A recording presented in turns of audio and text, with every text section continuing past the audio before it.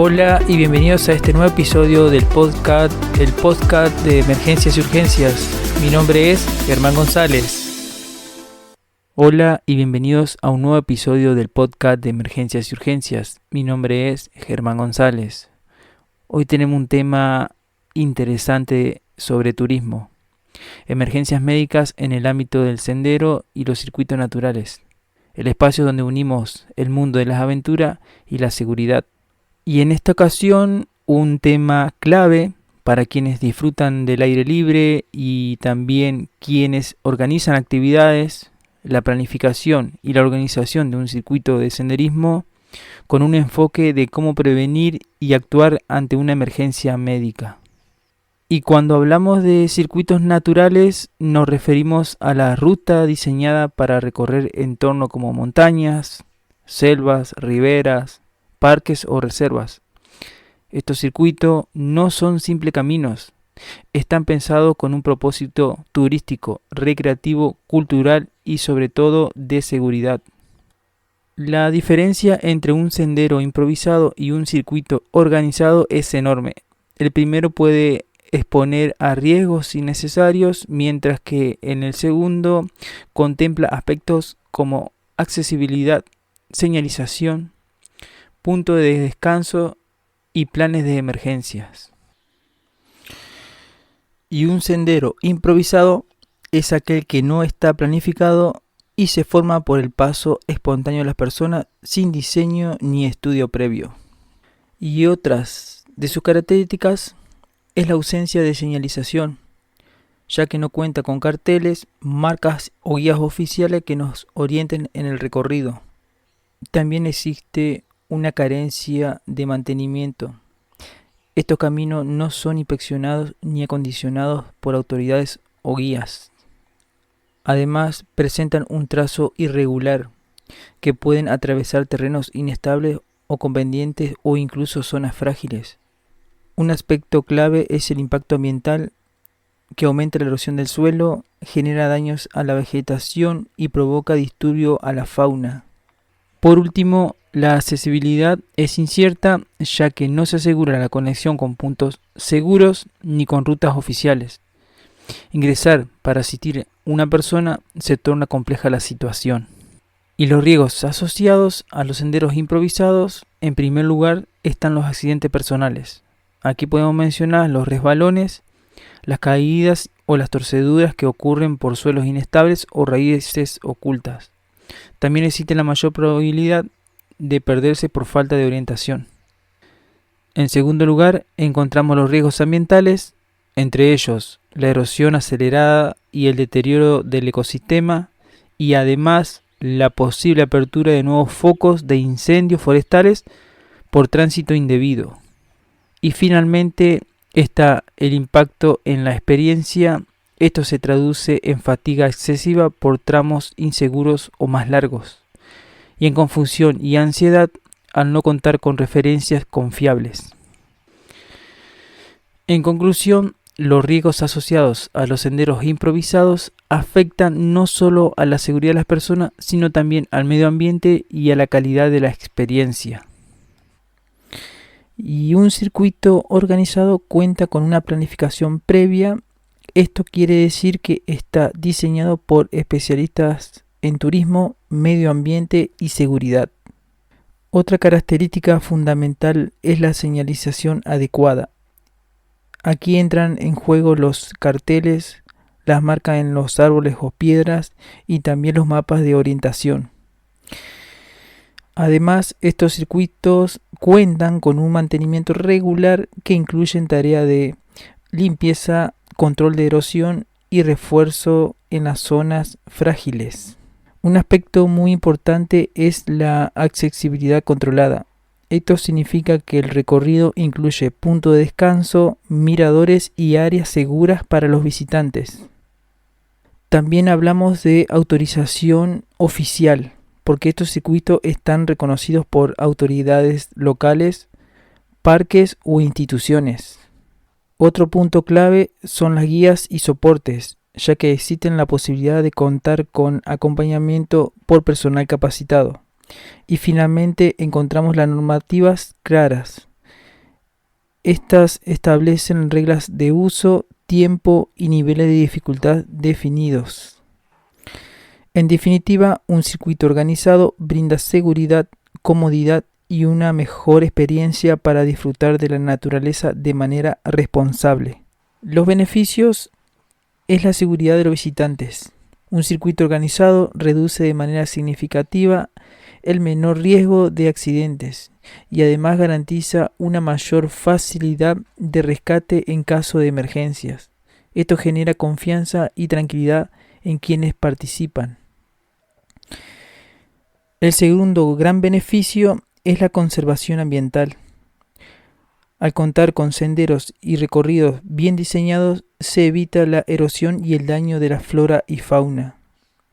Y también se logra un control del impacto humano en la zona sensible. De esta manera, la experiencia turística no se convierte en una amenaza para la naturaleza. Otro punto clave es la accesibilidad y disfrute. Un circuito organizado ofrece una experiencia más cómoda y adaptada a distintos niveles físicos, lo que permite que más personas puedan disfrutar de la actividad. Además, las señales y mapas que permiten orientarse con confianza hacen la visita sea mucho más segura y enriquecedora. Ahora bien, pasemos ahora al valor educativo y cultural. En estos espacios los visitantes reciben información sobre la naturaleza, historia y cultura local. Y más allá de aprender, se abre la oportunidad de concientizar sobre la preservación del entorno, fomentando una mirada más respetuosa hacia el medio ambiente. Y finalmente llegamos al beneficio comunitario. Un circuito bien planificado no solo atrae visitantes, sino también genera turismo responsable y empleo local.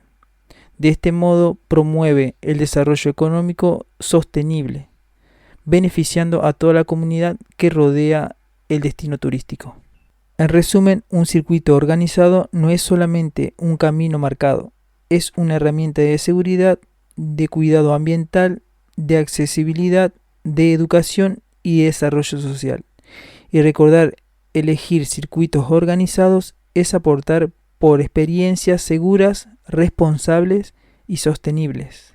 La organización de un circuito en entorno natural implica varios pasos. Vamos a hablar sobre elementos fundamentales que hacen a la organización de un circuito turístico y natural, poniendo el foco en 4 aspectos centrales. El primer paso es el diseño de la ruta. Aquí debemos evaluar la distancia, desnivel y dificultad, porque conocer esta variable es lo que nos permite planificar de forma segura. También es esencial establecer tiempos promedios de recorrido, de manera que los visitantes puedan organizarse mejor y prever su esfuerzo físico. Y por supuesto, no podemos olvidar identificar puntos de intereses, miradores, cascadas, flora o fauna particular, ya que son ellos lo que enriquecen la experiencia y convierten el recorrido en algo único. El segundo aspecto a considerar es la infraestructura básica. Para que un circuito sea seguro y accesible, se necesita señalización clara y visible. Además, es clave contar con puntos de descanso o paradores, espacios que permitan recuperar energía y disfrutar del entorno. Algo muy fundamental, el acceso de entrada y salida, que organizan el tránsito de personas y mejoran la logística del recorrido. En tercer lugar, debemos hablar de capacidad de carga. Esto significa definir cuántas personas pueden recorrer el circuito por día sin dañar el ambiente ni poner en riesgo la seguridad. Respetar la capacidad de carga es cuidar el equilibrio entre el disfrute de los visitantes y la preservación del ecosistema. Y finalmente, un punto que no puede faltar, los protocolos de emergencias. Todo circuito debe contar con rutas alternativas de evacuación que permitan una respuesta rápida en caso de incidente. También es vital proveer puntos de comunicación, radio, teléfono, satelital, QR con información, porque estar conectado salva vida en situaciones críticas. Y por supuesto la coordinación con servicios médicos locales y brigadita de rescate, que asegura asistencia inmediata cuando sea necesario. En conclusión, un circuito organizado requiere atención en su diseño de la ruta, en la infraestructura básica, en la capacidad de carga y en los protocolos de emergencia. Solo así se logra una experiencia segura, enriquecedora y sostenible. Vamos a hablar de 4 puntos sobre medidas recomendadas de ancho de circuito en senderos y circuitos naturales. Punto 1. Sendero peatonal básico. Este tipo de sendero es pensado para recorridos simples, de poco tránsito o de solo ida. El ancho mínimo recomendado es de 0,80 metros, es decir, 80 centímetros. Su uso está orientado al desplazamiento individual o en fila india. Es ideal para zonas de bajo impacto ambiental o de difícil acceso, donde lo importante es reducir la huella del visitante. Punto 2. Sendero peatonal doble sentido o uso grupal. Aquí ya hablamos de un ancho recomendado entre 1,20 m y 1,50 m. Esto permite una circulación cómoda de 2 personas en paralelo o la posibilidad de que un guía acompañe a un grupo pequeño. Es una medida muy utilizada en áreas de mayor concurrencia donde se busca fluidez y seguridad en el paso. 3. Sendero accesible para personas con movilidad reducida. Según las normas ADA y los criterios de accesibilidad universal, el ancho mínimo obligatorio es de 1,50 m. Además, deben exigir espacio de giro cada 60 a 100 metros, con una medida de 1,50 m por 1,50 m. La superficie del sendero debe ser estable, firme y antideslizante, garantizando que pueda ser utilizado por personas en silla de ruedas, adultos mayores o familias con cochecitos de bebé. Este tipo de accesibilidad no solo es un requisito legal en muchos lugares, sino que también asegura la inclusión de todos los visitantes. Punto 4. Sendero para grupos grandes, guiados o escolares. En estos casos, el ancho sugerido es de 1,80 m a 2 metros. De esta manera, se facilita la circulación fluida y permite realizar paradas de interpretación o explicación educativas, sin obstruir el paso de los demás. Son muy comunes en parques nacionales, reservas naturales o circuitos educativos, donde los grupos grandes necesitan espacio para desplazarse con seguridad. Ahora bien, ¿qué emergencias pueden ocurrir en un circuito?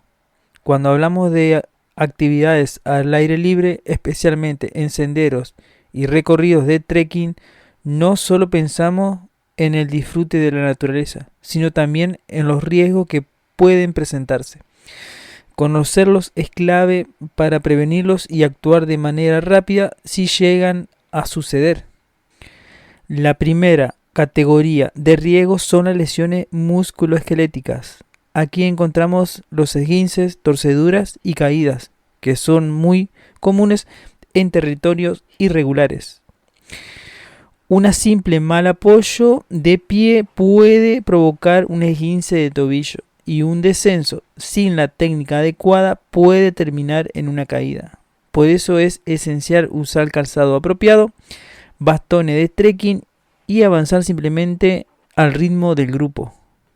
Otro riesgo frecuente es la deshidratación o golpe de calor, sobre todo en climas cálidos. Muchas veces los visitantes no calculan la cantidad de agua que necesitan o subestiman el efecto del sol y la humedad.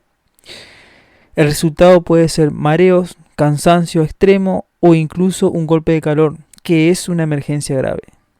Por eso, la hidratación regular y las pausas en las sombras se vuelven fundamentales. En contraste, en ambientes fríos o en altura, el riesgo cambia y aparece la hipotermia, muy común en entornos de montaña o zonas húmedas. Una exposición prolongada al viento, la lluvia o bajas temperaturas pueden hacer que el cuerpo pierda calor más rápido de lo que lo genera. Aquí la ropa adecuada en capas, mantener el cuerpo seco y contar con refugios temporales son medidas preventivas esenciales. Otro punto que no se debe subestimar son las picaduras y mordeduras de insectos o animales. Desde mosquitos que transmiten enfermedades hasta mordeduras de serpientes. La fauna local puede presentar un riesgo real. La prevención pasa por usar repelente, vestimenta adecuada y en caso de zona de riesgo, conocer las especies presentes y cómo actuar si ocurre un accidente. Y por último, una de las emergencias más silenciosas pero peligrosas, la pérdida de orientación en área con poca señalización. El extravío de una persona en un entorno natural puede desencadenar situaciones graves, ya que se pierde tiempo, recursos y se incrementa el riesgo de accidente. Aquí contar con mapas, brújulas, GPS o aplicaciones móviles con señal previa es vital. Ahora bien, ¿cómo podemos reducir el impacto de estas emergencias? La respuesta está en la preparación. Es fundamental que guías y organizadores conozcan de primeros auxilios, técnicas básicas de rescate y tengan equipo de comunicación. Estos elementos marcan la diferencia entre una situación controlada y una tragedia. Además, la coordinación con servicios de emergencias locales permite una respuesta más rápida y efectiva. Se puede contar con un proveedor de emergencias con formación básica, como una persona que haya realizado un curso de primeros auxilios o de rescate. Sin embargo, es importante dejar claro que no se trata de un profesional de la salud, sino de un apoyo inicial hasta que llegue el servicio médico. El rol de estos proveedores no profesionales es inmediato y limitado. Brindar las primeras medidas de contención, activar la cadena de comunicación y preparar el terreno para el arribo de los servicios de emergencias oficiales. Es fundamental que el organizador del circuito tenga en cuenta esta diferencia y que el público sepa que el servicio de emergencia está basado en primeros auxilios básicos y de rescate, no en atención médica avanzada. Un punto clave: si se cuenta con un proveedor de emergencias, no alcanza solo con haber hecho un curso de rescate o de primeros auxilios o de cualquier capacitación relacionada. Hay algo fundamental: debe existir un protocolo claro y definido.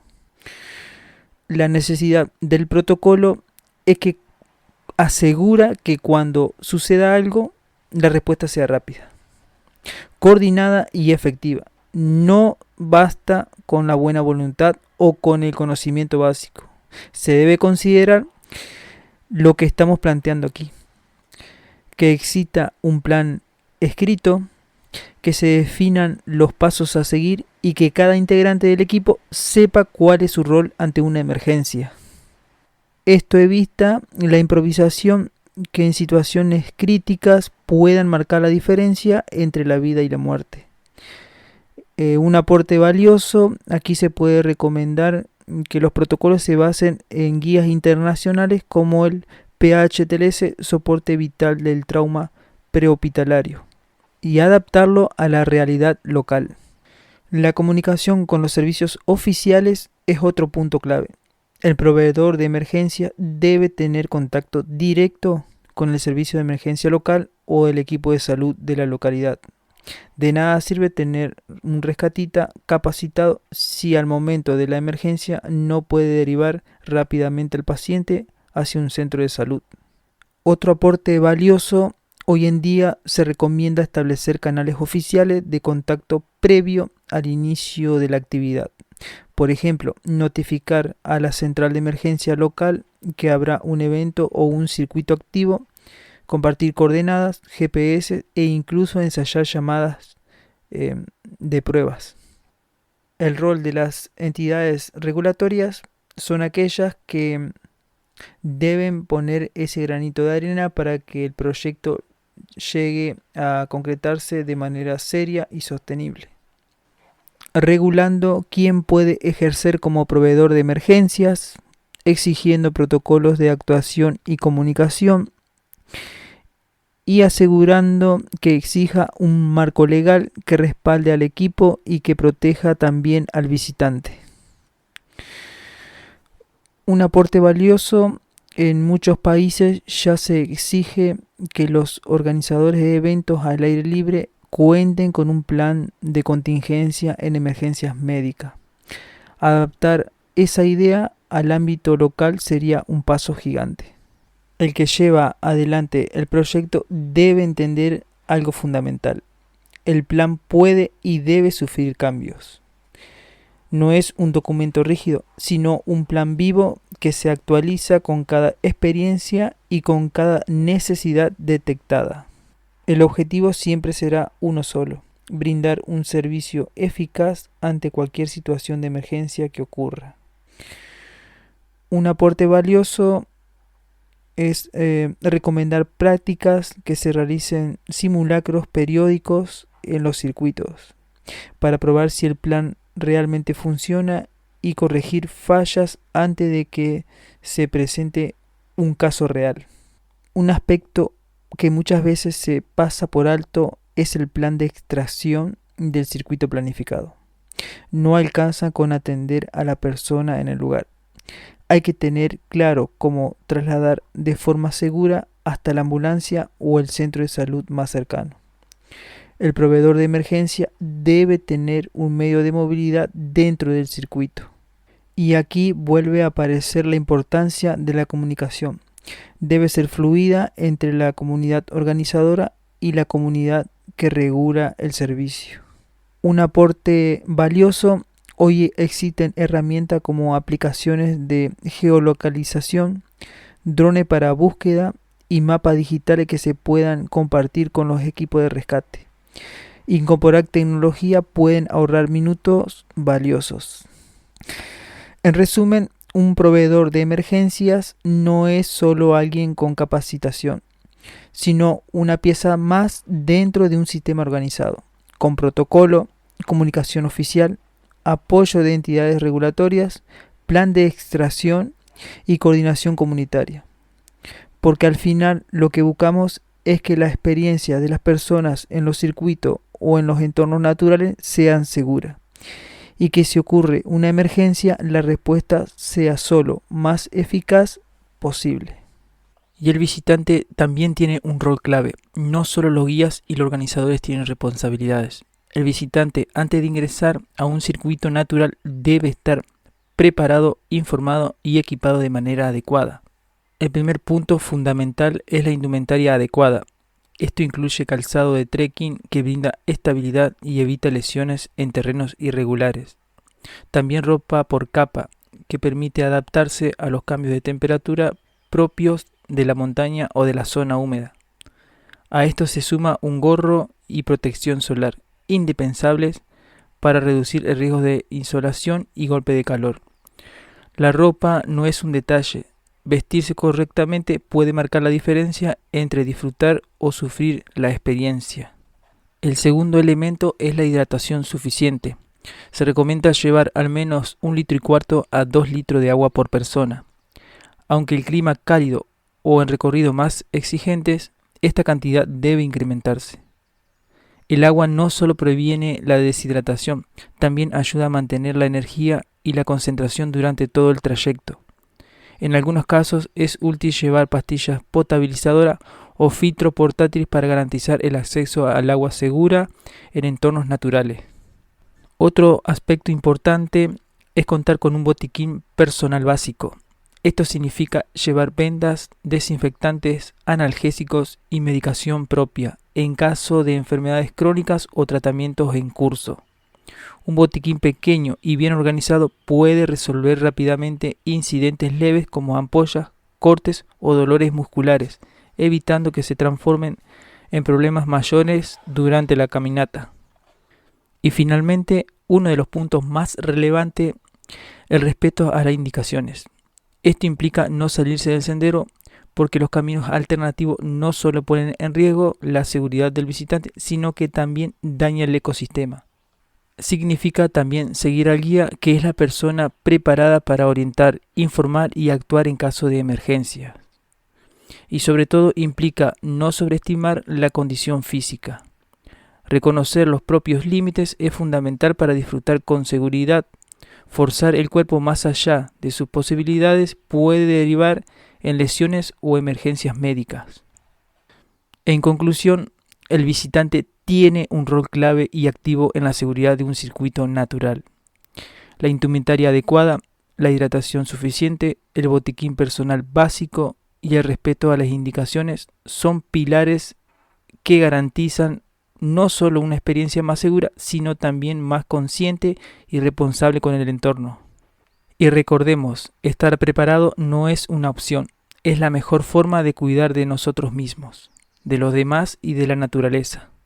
En muchos circuitos naturales del mundo se han registrado emergencias que podrían haberse prevenido. Un ejemplo clásico, en senderos de montaña de Argentina y Chile, los rescates por esguince de tobillos representan casi el 40% de las asistencias. Y en Brasil, en circuito de selva, los problemas más frecuentes son la deshidratación y la desorientación. La lesión es clara. La prevención empieza por la planificación del circuito y la preparación de cada visitante. Gracias por acompañarme en este episodio de Turismo y Emergencias Médicas. Nos escuchamos en el próximo, donde seguiremos explorando cómo disfrutar de la naturaleza de manera segura y responsable. No olviden suscribirse y darle me gusta al video. Recuerden visitar los podcasts anteriores. También me van a encontrar en las redes sociales como Instagram y Facebook como Emergencias y Urgencias Podcast. Espero les sirva y nos vemos en la siguiente edición del podcast.